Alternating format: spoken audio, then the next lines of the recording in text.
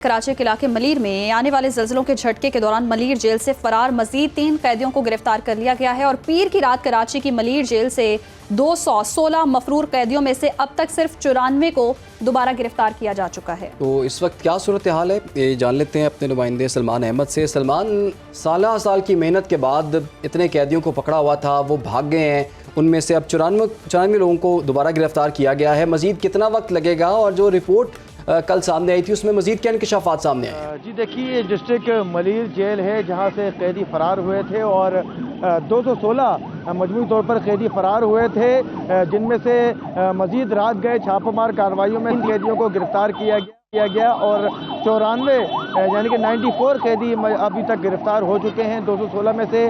और अब भी जो है वो 122 कैदी हैं जो कि मफरूर हैं, जिनके गिरफ्तार करने के लिए छापे मारे जा रहे हैं। और वाक़े का जो आपने पूछा ये किस तरह पेश आया, तो हुआ कुछ यूँ था क्योंकि कई दिनों से कराची में ज़लज़लों के झटके महसूस किए जा रहे हैं। ख़ासतौर पर जो मरकज़ है वो यही मलीर और ये कायदाबाद का जो है वो बना हुआ है ज़लज़ले का, जिसकी वजह से जब ज़लज़ले के झटके महसूस हुए तो जो बैरिक्स में मौजूद जो कैदी थे उन्होंने चीखो पुकार शुरू की है और चीखो पुकार शुरू करते ही उन्होंने जो है वो जो बैरिक्स में हंगामा आराई शुरू की, उन्होंने बैरिक्स तोड़े हैं। उसके बाद जो मज़ीद जो कैदी थे उनको भी उकसाया है ताकि वो फ़रार हो सकें। और उसके बाद जब उन्होंने भागने की कोशिश की है तो इसी दौरान उन्होंने जो अमला था उनको भी तशद्दुद का निशाना बनाया और जो पुलिस एहलकार थे उनसे असला भी छीनने के वाक़यात पेश आए, जिसके बाद फायरिंग का तबादला हुआ और उसके नतीजे में अमले समेत और पुलिस जो जेल के पुलिस एहलकार होते हैं उन समेत 8 अफराद ज़ख्मी हुए थे और इसी फायरिंग के तबादले में एक कैदी जो है वो मारा भी गया था।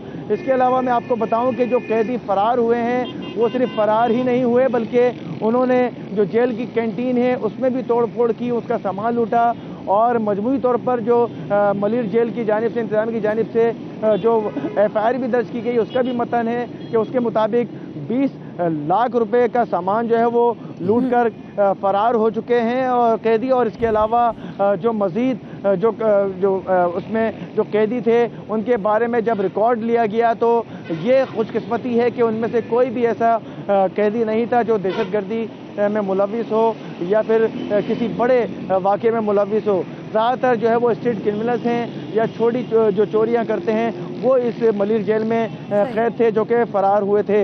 अब मजीद जो है वो 122 जो हैं वो ताहाल फरार हैं और इनकी गिरफ्तारी के लिए जी छापे भी मारे जा रहे हैं। बहुत शुक्रिया सलमान ने डिटेल में हमें तफसीलात से आगाह किया। और 94 जो हैं वो कैदी अब तक दोबारा गिरफ्तार हो चुके हैं, जबकि 122 जो हैं वो अभी तक फरार हैं और उन्हें गिरफ्तार करने की कोशिश की जा रही है। तो इसके साथ साथ नाजरीन आपको ये भी बताएं कि पंजाब हुकूमत जो है वो गाड़ियों से पैदा होने वाले आलूदगी और आलूदा धुएँ से बचने के लिए अब जो सिस्टम मुतारिफ करवाया गया है, माहौल 2 सिस्टम है, ये एमिशन टेस्टिंग सिस्टम है जो मुतारिफ करवाया गया। और ये सिस्टम कैसे काम करता है और इससे माहौल में कितनी सफाई होगी और गाड़ियों के फिटनेस टेस्ट के हवाले से क्या क्या फ़ायदे होंगे, ये तमाम तर तफसीलात लेंगे हमारी नुमाइंदा ज़ैनब शहबाज से। जी ज़ैनब, बताइएगा ये सिस्टम कैसे काम करेगा और पंजाब हुकूमत की जानिब से क्या बताया जा रहा है?